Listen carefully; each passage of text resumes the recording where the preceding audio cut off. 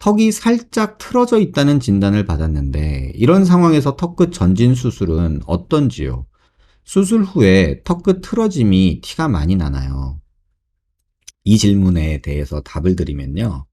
턱이 틀어져 있다라는 거는 비대칭 또는 이런 축이 틀어져 있다, 입이 삐뚤다, 뭐 이런 얘기거든요. 근데 전진 수술을 할 때 이거를 교정할 수 있느냐 없느냐는요, 조금 케바케예요. 조금 어떤 경우는 전진술을 하면서 이거를 해결할 수 있고요. 어떤 경우는 전진술을 해서 완전히 망해 갖고 오시는 분도 계세요.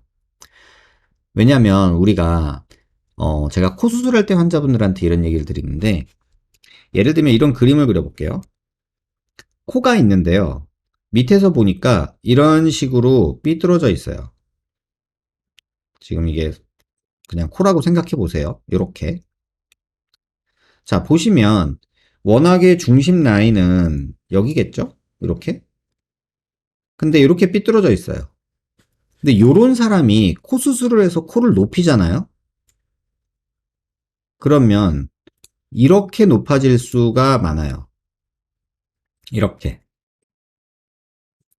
그러면 똑같이 삐뚤어져 있어요. 각도는 거의 비슷해요. 이만큼 삐뚤어져 있어요.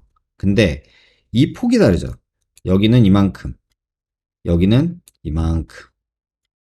이 중심선에서. 그러면 이 차이가 더 많이 보이기 때문에 코가 높아지면 더 삐뚤어 보이게 돼요. 턱도 마찬가지예요. 내가 턱이 이렇게 삐뚤어져 있는데, 예를 들면 그냥 제가 좀 막 그려볼게요. 이렇게 삐뚤어져 있다. 그런데 턱을 전진했다. 그러면 얼굴 중심 라인은 사실은 여기잖아요. 그럼 얘가 이렇게 있을 때, 무턱으로 있을 땐 티가 잘 안 날 수 있는데, 얘가 전진이 되면은 조금 더 티가 날 수 있어요. 그래서 전진할 때 이걸 턱을 이쪽 방향으로 옮기는 작업이 필요할 수도 있어요. 근데 그렇게 하면 또 이 각도가 문제가 돼서 또 삐뚤어져 더 보일 수도 있어요. 이 각도가 문제가 돼서 이런 식으로 바뀔 거 아니에요? 그러면은 여기가 더 없어지니까 또 삐뚤어 보여요. 그래서 이거를 단순하게 뭐 그러해요, 저래요 라고 말하기는 정말 어렵고요. 이건 정말 케바케다. 하지만 비대칭이 있는 상태에서 높아지거나 전진이 되거나 길어지면 똑같은 낮을 때, 짧을 때보다 더 길어지면 길어질수록 그 편차가 심해져요. 틀어진 각도에 따른 편차가.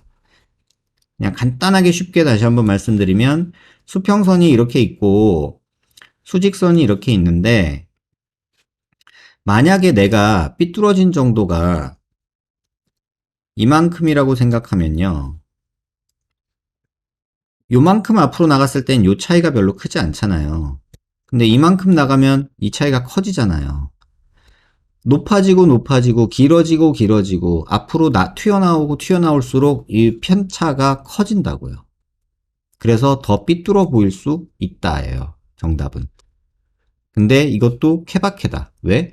기울어진, 틀어진 정도가, 방향이 어디냐에 따라서도 또 변수가 많기 때문에. 이해되셨길 바래요.